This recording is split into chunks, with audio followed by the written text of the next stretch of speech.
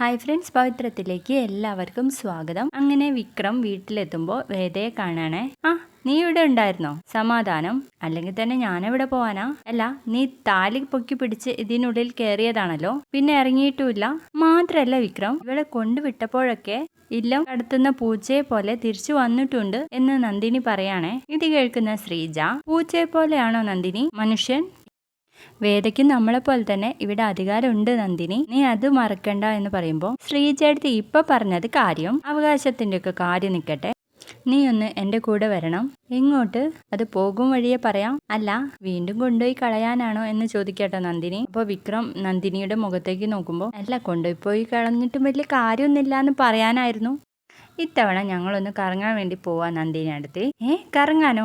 അതെ, ഇവിടെ കുറെ ആയല്ലോ ഞാൻ കെട്ടിയ താലിയും കഴുത്തിലിട്ട് ഇവിടെ വന്ന് നിൽക്കുന്നു. ഇടയ്ക്കൊന്ന് കറങ്ങാൻ പോയില്ലെങ്കിൽ അത് മോശോ? അതിന് ഇവളെ ഭാര്യയായിട്ട് അംഗീകരിച്ചിട്ടൊന്നും ഇല്ലല്ലോ നീ എന്ന് നന്ദിനി പറയുമ്പോൾ ശ്രീജ പറഞ്ഞു കൊടുക്കുന്നുണ്ട്. കറങ്ങാനൊക്കെ പോവാന്ന് പറയുമ്പോൾ തന്നെ നിനക്ക് മനസ്സിലായില്ലേ നന്ദിനി, അവളുടെ ബന്ധം അവൻ അംഗീകരിച്ചു എന്നുള്ള കാര്യം? തൽക്കാലം ഞങ്ങളൊന്ന് കറങ്ങിയിട്ട് വരാം. ബാ, വേഗം, സമയം മെനക്കെടുക്കാതെ. എങ്ങോട്ടാണെന്ന് പറഞ്ഞില്ലല്ലോ.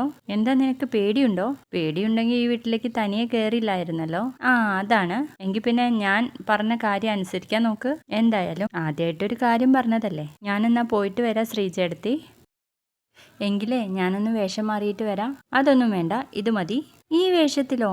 ഈ ഡ്രസ്സിൽ നിന്നെ കാണാൻ അസലായിട്ടുണ്ടെന്ന് പറയുമ്പോൾ, അയ്യേ, ഇവൻ കോംപ്ലിമെന്റ് ഒക്കെ കൊടുക്കാൻ വേണ്ടിട്ട് തുടങ്ങിയോ എന്ന് നന്ദിനി ചോദിക്കാട്ടോ. എങ്കിലതൊന്ന് ചിരിച്ചു പറഞ്ഞൂടെ? കൊഞ്ചാ നിൽക്കാതെ വാടി എന്ന് പറഞ്ഞിട്ട് വിക്രം വേദയുടെ കൈ പിടിച്ചങ്ങ് വലിക്കാട്ടോ. കൈ വീട്, എന്റെ മുടി പോലും ഒന്ന് ചെയ്യാൻ പറ്റിയില്ല. എങ്ങോട്ടാണെന്ന് പറഞ്ഞാൽ എന്ന് പറയുമ്പോഴേക്കും വിക്രം പറയുന്നുണ്ട്, ഒരു ഷോക്കാണെന്ന് വെച്ചോ ശ്രീജേടത്തി, സിനിമയ്ക്കാണെന്ന്. ഞാൻ പോയിട്ട് വരാം ശ്രീജേടത്തി എന്ന് പറഞ്ഞിട്ട് വിക്രമിന്റെ ബൈക്കിൽ കയറി വേദ പോവാണ്. ആ സമയം നന്ദിനി പറയുന്നുണ്ട്, അശ്ശോ, ഇത് മാറ്റിനിയുടെ സമയമാണല്ലോ.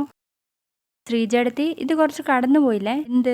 അവൻ അവന്റെ ഭാര്യയെ വിളിച്ചു പോയതോ? അതല്ല, ഏതെങ്കിലും ലവ് സ്റ്റോറിക്കാണോ ആവോ? ഇപ്പൊ പുതിയതായിട്ട് റിലീസ് ചെയ്ത ലവ് സ്റ്റോറി ഉണ്ടോ എടുത്തി? എനിക്ക് അറിഞ്ഞൂടാ നന്ദിനി. ഇതൊക്കെ അവളുടെ തലയണ മന്ത്രത്തിന്റെ ശക്തിയാ. എന്തോന്നാ തലയണ മന്ത്രത്തിന്റെ ശക്തി? അതിനവർ ഒരുമിച്ചല്ലല്ലോ കിടക്കുന്നത്. ശരിയാണല്ലോ എന്ന് പറഞ്ഞ് നന്ദിനി ഓരോന്ന് പറയാൻ തുടങ്ങുമ്പോഴേക്കും, നന്ദിനി, എനിക്ക് കുറച്ച് പണികളുണ്ട് അടുക്കളയിൽ, ഞാൻ പോവാന്ന് പറഞ്ഞിട്ട് ശ്രീജി അങ്ങ് പോവാണ് കേട്ടോ.